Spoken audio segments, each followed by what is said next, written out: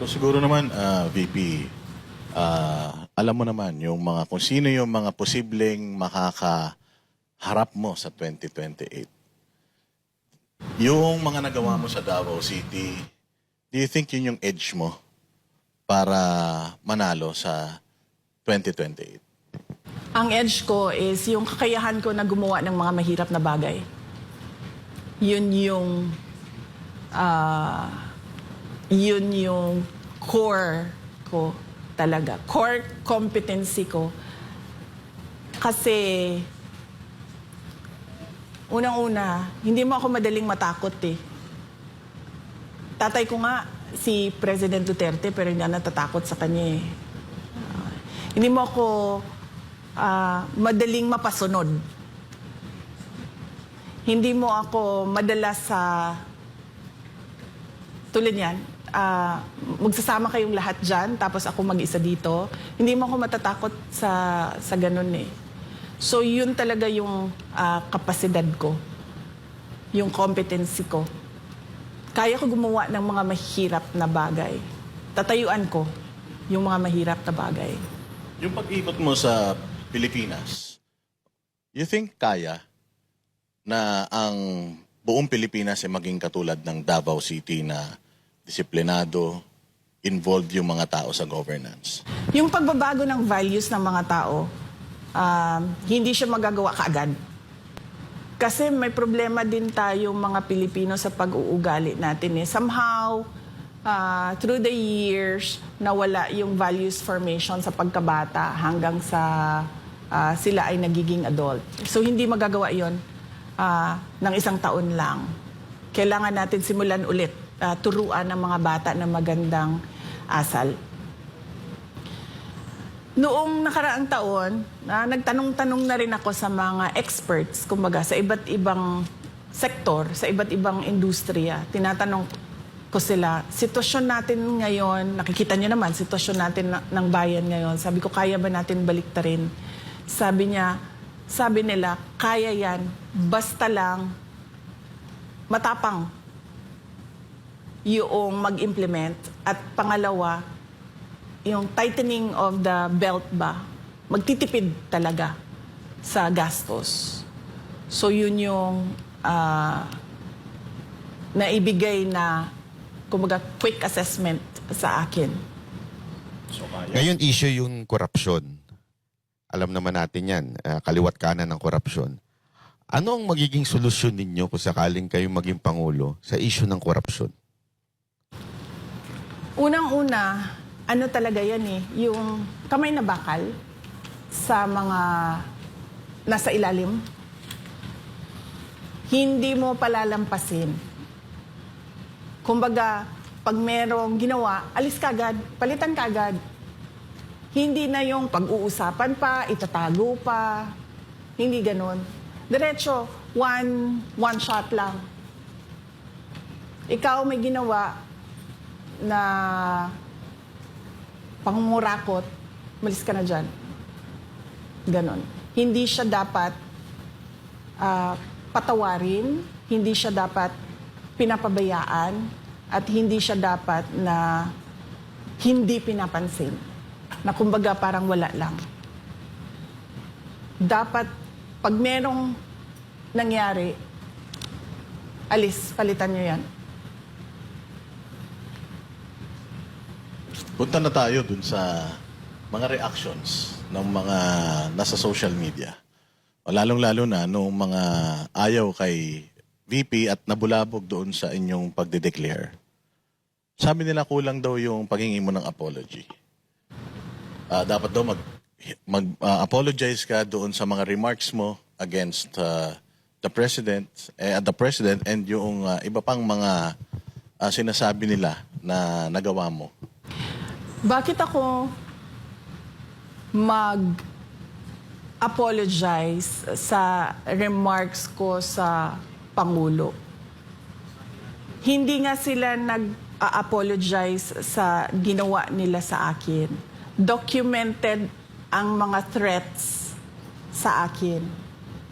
Hindi namin yan nilalabas Kasi nga, meron pang impeachment na mangyayari at yun ay subject nila sa impeachment nila. Ang masasabi ko lang dyan, hindi nga krimen, nagiging impeachable offense. So, hindi ako magsasorry sa kanila. Sila muna magsorry sa akin dahil documented yung threats namin. Meron pang isang congressman na hindi naman nanalo pero nakaupo ngayon ang nagsabi na hindi daw siya susuporta sa'yo. Ano mensahe mo sa kanya? Hindi ko rin naman siya sinuportahan nung siya ay tumakbo eh. So, it's a tie. It's a tie. Nauna na akong hindi sumuporta sa kanya. And yung sa sinasabi naman nila na personal interest lang daw yan. Ambition without accountability. Hindi ko maintindihan. Ano ba sinasabi nila na walang accountability? May 4 sila na impeachment complaints. 'Di ba? Araw-araw nila tinetreten na iimbestigahan, magta-trial, i-impeach.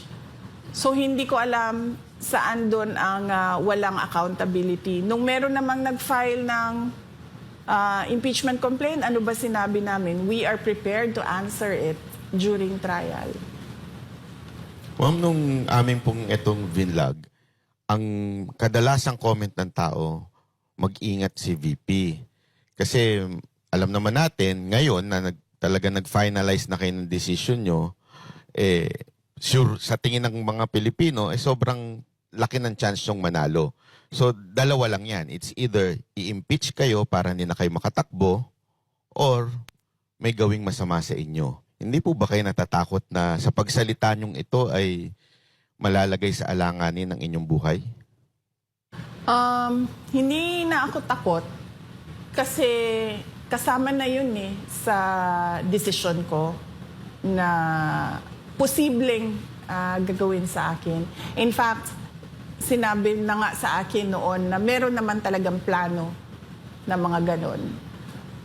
So, hindi na ako takot kasi ano na yun kumbaga kalakip na yun sa desisyon na ginawa ko. Hindi siya pwedeng mahiwalay doon sa desisyon ko So, hindi pwedeng nag-decide ako tatakbong president pero matatakot akong patayin ako. Hindi na. So, kinalimutan ko na yun. Wala na yan. Yung pagka panalo naman, Diyos na ang sasagot nun. Kasi nga sabi ng Diyos, diba? Magplano man ang tao, pero ako pa rin ang masusunod. So, nagplano ako, natatakbo akong Pangulo. Sinunod ko kung ano yung hinihingi ng taong bayan. Diyos na ang bahala kung ano yung mangyayari sa susunod. Ano ba, Banat? May bagay na maging VP, si VP. May bagay si Pastor. Maging VP. Actually. Pero, VP, hinga namin kayo ng mensahe para sa mga kababayan natin na nawawalan na ng pag-asa, saturated na, napapagod na political, tsaka pagod na rin sa mga nararanasang paghihirap dito sa ating bayang Pilipinas. Sa mga kababayan natin na dumadaan sa hirap, kung ano man yon, sa personal man, sa trabaho man, o yung hirap ninyo sa politika o sa mga dinadaanan ng bayan natin, magtiwala kayo sa Diyos. Lagi kayong magdasal na bigyan kayo ng lakas at ng kaalaman, strength and wisdom, at bigyan kayo ng grace na tanggapin kung ano yung nangyayari sa buhay ninyo. At pag merong nangyari na hindi maganda sa buhay ninyo, isipin nyo na lang na mas matindi yung nangyari. Mas matindi yung nangyari sa buhay ko. So, hindi yan ang katapusan ninyo. Kasi merong isang tao na mas matindi pa ang dinaanan. Pero hinding-hindi mag-give up. Last question. Alam naman po natin, bansa natin ngayon is polarized na masyado. At isang ang hesitant ng iba na parang baka pag nanalo kayo, maggagantihan lang. Kayo po ba isang magiging presidente na mag-unify sa ating bansa? So, magiging vengeful. Oo. Wala kasi sa ugali ko yung pagiging vindictive at ano bang tawag dyan? Yung gumaganti. Kung makikita nyo sa governance ko, noong ako ay mayor ng Davao City, tumanggap din, nung kampanya, tumanggap din ako ng sobrang katakot-takot na banat mula sa naging katunggali ko at the time bilang mayor candidate. Pero nung ako ay umupo, tapos na yun lahat. Nung nangyari nila, ng banat nila sa kampanya, lahat ng sinabi nila, wala na yon. Tapos kung maalala nyo, nung ako ay mayor, hindi ako gusto ng mga tao na nakapalibot kay dating Pangulong Rodrigo Duterte. Hindi naman natin tinatago iyan. 'Di ba? Nahirapan nga ako magpa-approve ng city administrator ko noon kasi kinokontra talaga nila ako. Pero hindi ko naman sila binalikan. Ang dami nilang pahirap na ginawa sa akin. Pero pinabayaan ko lang na para bang, sige, yan yung gusto nyong gawin, gawin nyo lang. So, wala sa history ko sa history ng trabaho ko ang gumaganti. Kung nakita nyo sa Office of the Vice President, pag upo ko dyan, karamihan dyan ay mga appointees ni Vice President Leni Robredo. Pero hindi ko sila pinaalis. Hindi ko sila sinabihan na papalitan namin kayo ng mga tao namin na pwede naman namin gawin dahil yung mga hindi permanent positions ay wala naman security of tenure yon. So sinabi ko, pabayaan nyo sila. Kung gusto nilang tumuloy, welcome sila na magtrabaho sa Office of the Vice President. Kung ayaw na nila, dahil ayaw nila ako, then welcome din silang mag-resign. So wala kaming pinaalis dyan.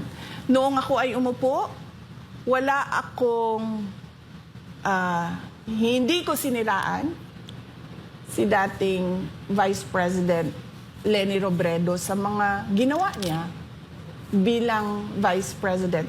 In fact, gusto nga sana namin yung mga legacy ng mga nakaraan ng mga Vice President ay malaman ng mga tao kung ano yung mga accomplishments nila at mga ginawa nila.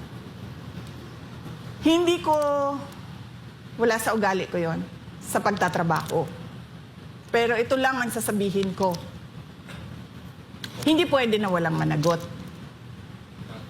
Yung nire-recruit ko na Vice President, siya ang magpapanagot sa mga gumawa ng mali sa bayan. Para ako, nakatutok ako sa trabaho ng presidente. Naging bala ko doon Mukhang may clue tayo May clue ka? Oo, mukhang alam ko na. Pero alam mo ko, naniniwala ako na mananalo si VP bilang presidente. Kasi marami ng revelations kay Pastor na maraming beses niya actually mas maraming beses daw niyang napanaginipan na si VP magiging presidente kesa kay PRRD. So again, VP, salamat po sa inyong pagpaunlak sa aming imbitasyon and it's a great honor and opportunity na alam namin hindi kayo nagpapa-interview pero nagtiwala kayo sa Vox Populi and sa Banateros. So thank you very much, madam. And good luck po sa inyong pagtakbo bilang presidente sa 2028. Pardon po. Salamat po, ma'am. At sana, kahit presidente na kayo, ma-interview namin kayo. Salamat po. At ito yung huli natin. Kasi kung meron kayong ibang content, labas sa declaration speech ko, ay mag-schedule tayo ng iba pang Yo, salamat po. Yan ang pangakong matutupad. Ayan. Pag hindi natupad yan,